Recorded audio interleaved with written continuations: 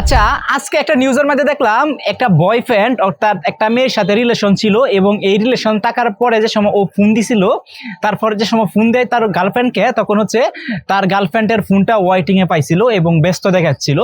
অনেক সময় ট্রাই করছে, ট্রাই করার পরও ও কন্ট্যাক্ট করতে ব্যর্থ। তখন ও হচ্ছে যে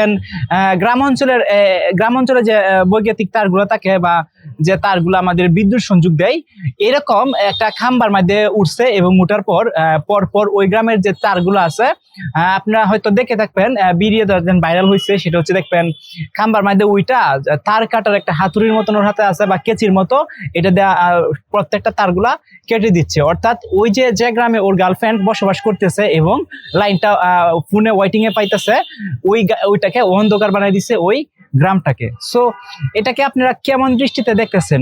একটা মানুষ ফোন করতেছে বা হ্যাঁ, ওই মেয়েটা হয়তো কারোর সাথে কথা বলতেছে, দ্যাটস ওয়াই এটার কারণেই তো ফোনটা ওয়েটিং এ দেখাচ্ছে। সো এটা কেন ওয়েটিং এ দেখাচ্ছে বা কোনো ওর বিপদ হয়েছে কিনা বা কি কারণে, এই বিষয় না জেনে ও যে কাজটা করছে সেটা হচ্ছে ওই গ্রামেকে অন্ধকার করার জন্য এবং হচ্ছে যাতে ওর ফোনটা কেটে দেয় এবং হচ্ছে ওর সাথে কন্ট্যাক্ট করার চেষ্টা করে, এটার জন্য ওই যে বৈদ্যুতিক তারগুলা যেন আছে এই বৈদ্যুতিক তারগুলা কেটে দিছে।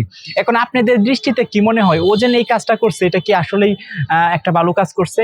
ডেফিনেটলি না। এখন প্রেমের জন্য অনেককেই অনেক কিছুই করে, জীবন পর্যন্ত দিয়ে দেয়। এখন আপনারা বলতে পারেন যে জীবন পর্যন্ত দিয়ে দেয়, এটা তো মাত্র একটা তার কাটার কোনো বিষয় হলো না, এটা কোনো বিষয় হলো না। কিন্তু এখানে একটা কথা থেকেই যায়, কারণ এই ধরনের পাগলামি করা কোনো মানে হয় না। কারণ হচ্ছে এই যে তারগুলা কেটে দিচ্ছে, এই কাটারগুলো হচ্ছে ওই গ্রামে যে মেয়েটা বসবাস করতো, ওই গ্রামটা হচ্ছে টোটালি নির্বিচ্ছিন্ন হয়েছে ইলেকট্রিসিটি থেকে। সো এই মেয়ের পাশাপাশি ওই গ্রামে, একটা গ্রামে কতজন মানুষ বসবাস করে? 100, 200, 300 এরকম মানুষ বসবাস করে।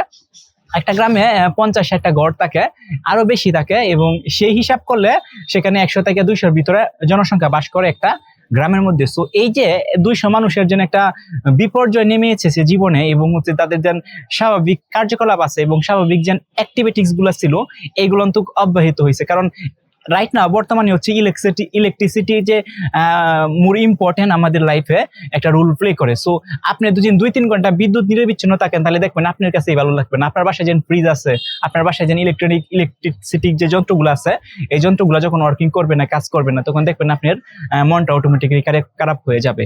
এখন প্রেমের কারণে মানুষ অনেক কিছু করে, কিন্তু এই যে এই বিষয়টা করছে, আমার দৃষ্টিতে মনে হইতেছে এটা কোনোভাবেই ভালো কাজ করতে পারে না। সে অন্য কিছু করতে পারে, তাই বলে কি বৈদ্যুতিক তারগুলা কেটে দিবে, অর্থাৎ ওই গ্রাম থেকে বিদ্যুৎ নিরবিচ্ছিন্ন করে দিবে? এটা নট অ্যাকসেপ্টেবল, এগুলা মেনে নেওয়ার মতো না। কিছু কিছু পাগলামি আছে যেগুলো হচ্ছে সবার জন্য, সবার উপরে ইফেক্ট করবে, সেই পাগলামি থেকে আমরা একটু দূরে থাকার চেষ্টা করব।